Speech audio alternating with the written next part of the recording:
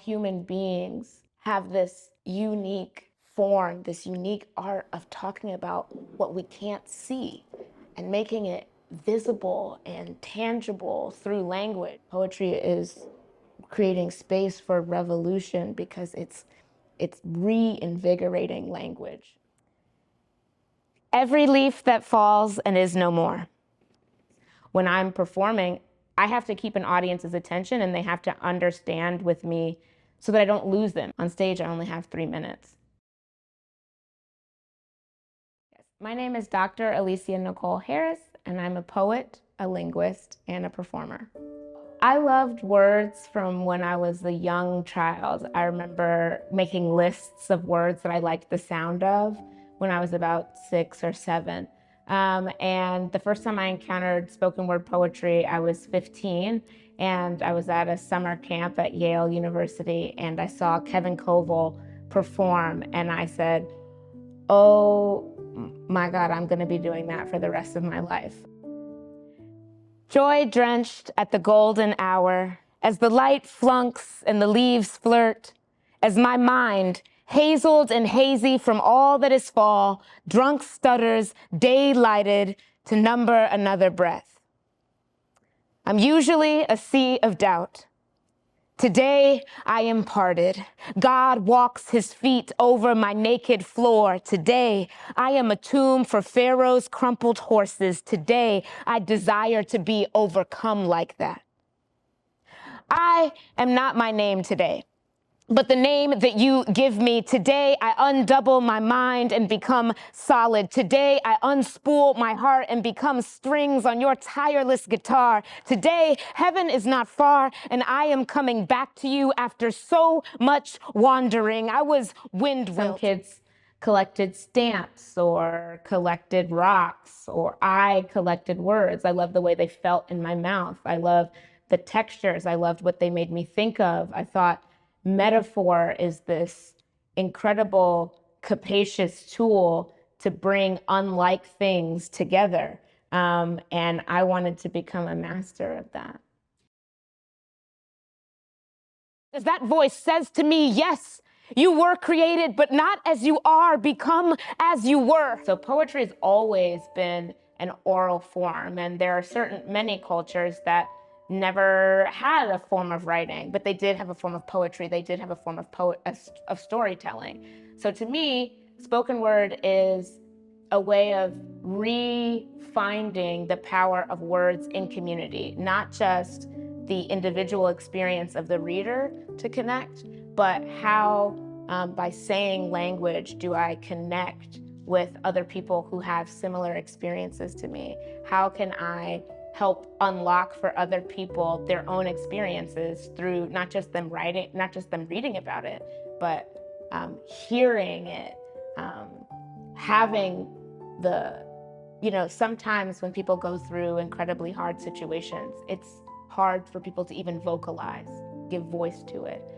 But sometimes it's very healing to have somebody else say it, and then you resonate with that. So I think that there's an incredible community building element in spoken word. I think there's an incredible political element in spoken word. And I also think there's a capacity for therapeutic healing through it. Those moments of being young and electrified by what language could do.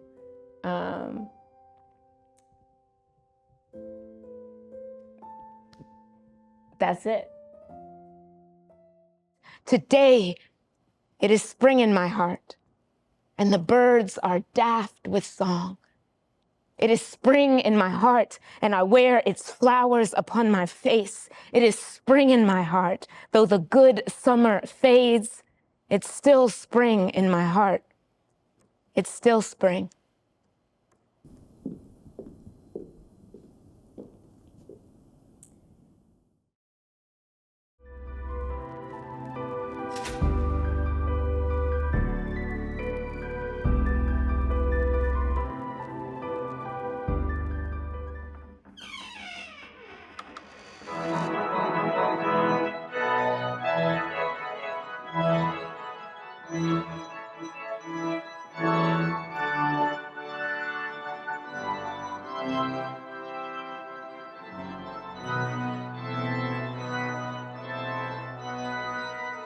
It's a really big privilege to get to come in here and actually see this space and how it's laid out. And I only wish that I could hear the sound as it comes out of the organ.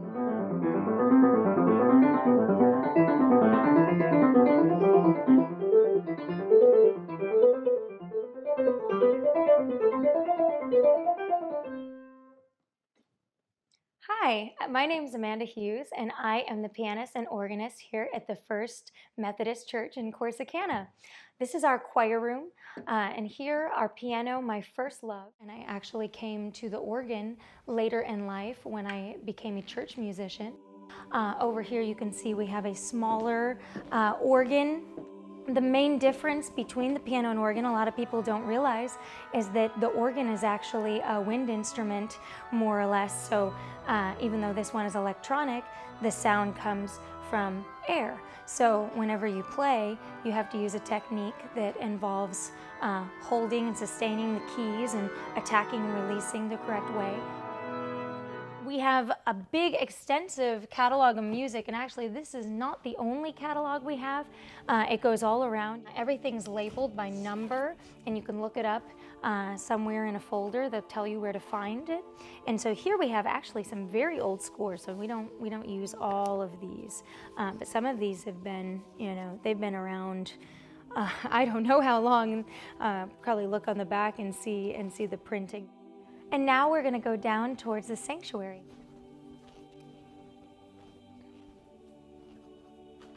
Here we are, heading into the sanctuary. You can see the beautiful organ and the pulpit that is nicely decorated. We're going to travel here to the back of the church. It's not often that I get to sit and watch the services, but I like this particular spot because you can see the whole church, so you can see the beautiful stained glass. And as a musician, if I'm listening to the organ sound, I think that it travels very well to the back of the church. Even though we do associate the organ oftentimes with church music, and there is still very much, especially in Texas, a church music culture alive, there's recently been an uptick of people that are interested in organ for secular reasons. So you're seeing it all around the world, even in many Asian countries, people are playing organ, they're playing at a competitive level, and people tour and play specifically to play organ rep that is not, necessarily written for the church. A big part of organ history is the French Romantic music and that whole idiom, but I would say that has spawned a lot of music that goes above and beyond what you do in a church service. So I think there is a future for it. I think the only downside is that it's limited to being in a specific space. That's one of the reasons that people love the organ in church and why it's thrived so well, is they call it the king of instruments, because you really do have a powerful sound. And you think about, when people are in church, they're there to communicate with God. They're there to feel in touch with the Lord. They're there to have that connection. So when you hear the hymns, or you hear, a great big prelude that just, uses these, not only the big sounds, but even the small flutes, all of those sounds that just reverberate around the cathedral, I feel like it really does make you feel like you're in heaven. You can feel it coming down from the air.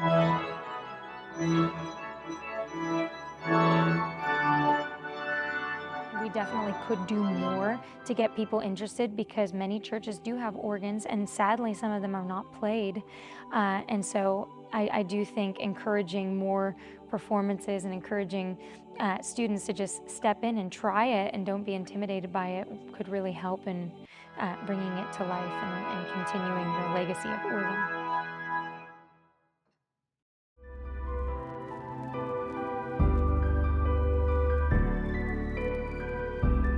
I always really just tried to fit in, and it never was working. I got into the art scene or art world or whatever. It's just like, wow, I need to fit in, and it was always right here. We all have to take journeys in life, and I guess it was just my journey to get to that place. This is my birth home. The idea of it actually becoming art was here. And because in my bedroom, I have a window that looks out over all of the backyard.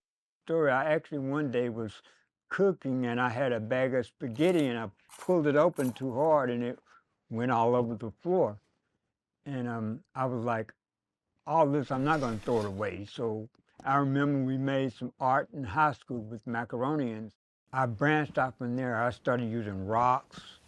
I would use scorpions. I would use grasshoppers. My dogs started bringing armadillos and turtle shells, and so I started using that. So I could use that on something. Maybe making some kind of design, sticking a lot of little small pebbles together that, you know, I would have them like red and then maybe find some white rocks in it. You know, I got sick when I lived here. And all of those times were just, you know, where people look at like being sickness as bad. I looked at them as precious times because I learned the value of life through that. And that's what I really try to do as far as my artwork is concerned too, is to show that life is valuable no matter how you look at it. You have more of what I call my simplistic, complicated art because it tells a lot. I mean, I like to use stuff from my community. So this is like an armadillo shell. And I cleaned it out and let it soak in water for a while, and I could mold it the way I wanted to. And so I got it to where it looks kind of like a little vase. And those are grapevines that I got in there, and that's an actual real snake skin. I used to use grasshoppers, scorpions, stuff like that, and people would be like, why are you gonna use that? And I'm like, it's a part of life. God is a big part of my life. And my God, I believe, is a big part of my artwork too, because it never would, I think it was God that got it started. Everything in life has a place. Even after it's gone, it still has a place, you know. They can say, well, that's a scorpion or that's a grasshopper or something, but it's one of the Almighty's creatures. And so it was part of life at one time and it still is. So that's how I look at art, that's how I believe it's art. And I just like to sit out here sometimes and when the wind's blowing and the sun's shining nicely and just sit here. This is my former house I used to live in.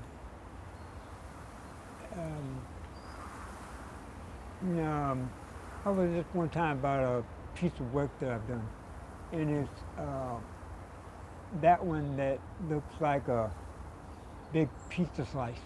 I've always liked to do something with things that kind of represent life or have been life at one time, and the background of this is a piece of paneling that I took as a wooden. When I first started it, I actually wanted people to look at it and think about a pizza. The main thing is I don't want people to look at something and just think one thing about it. I want them to have different ideas. I don't want them to just look at it and have, oh, this means this represents one thing. I want them to see their own thing in it.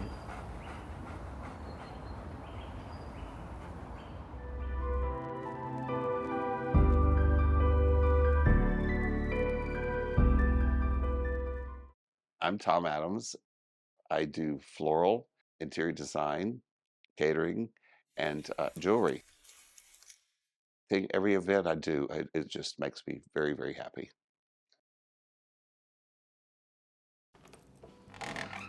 Welcome to my home. I'm very proud of my little space. I've chosen all the pieces I've gotten all over the world. I was blessed to get to travel the world. Traveling has always given me the exposure of all the different societies and peoples that have beautiful talents. And I would I would try to buy something in every country to show what they were. When I was 7 years old, I remember drawing something that my parents were not even aware of, which was a mansard roof of a house, which, you know, is the French way. And there was no way for me to know that. So they were like, you're different, you're talented. And then as I drew and carried on at that young age, at 13, I asked a florist, please let me work for you. And she was having me deliver flowers, and I picked up the flowers on the floor, the dirty ones, nasty, and made arrangements. And so she put me in floral design. I don't know why, but I just started drawing and doing anything artistic. And at 7, I also picked some beautiful little quince blooms off a bush, and I put straight pins and I stuck them into a stem and made a corsage for my teacher and took it to school with a little bow that I made out of Scotch tape and dipped it in glitter. And so this was this glittery corsage that was made out of straight pins and quince blossoms. Sometimes I can't see the little holes, and it becomes incredibly difficult. But then here we go. Ethiopian sea glass, and I love the sea glass because of the history of it. And it's complete therapy. While I work, I'm just at peace.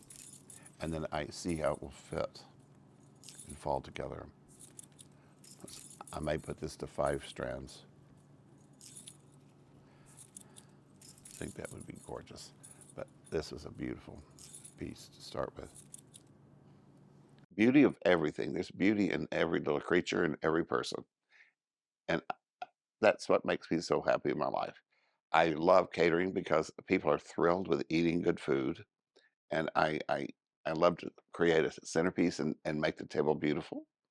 And then, of course, the jewelry. I give every bit to my Lord. I'm very religious, and I believe in faith. And everything I do, if you put faith with it, it works. I'm absolutely at peace and calm about anything that happens because I know the Lord's in charge. I think the most important thing that I'm trying to achieve in this world is to make people happy and to make them have joy in what the Lord has given me to show them. Focus is very difficult sometimes.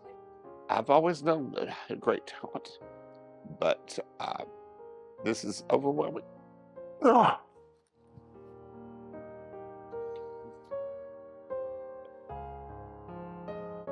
It's true that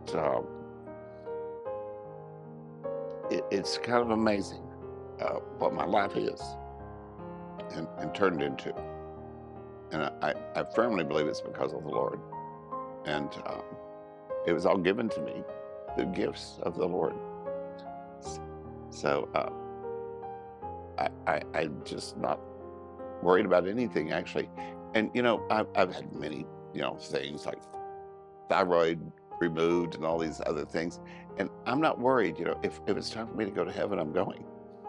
And I've had such an incredible life. I don't regret anything. And it's just a beautiful life.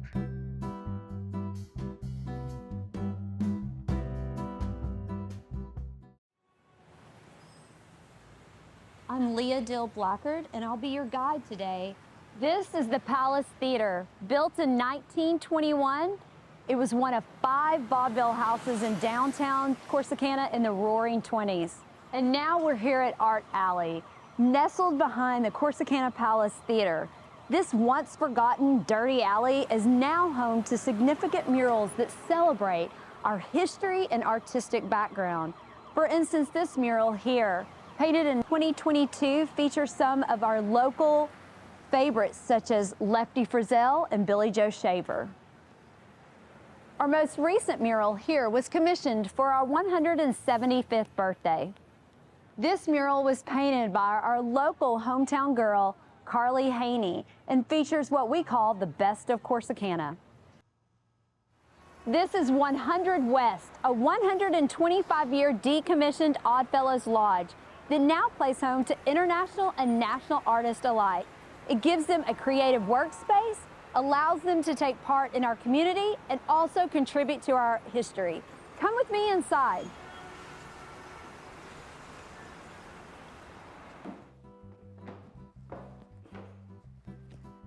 We are now walking into some of the workspaces here at 100 West with the Corsicana Artist and Writers Residency.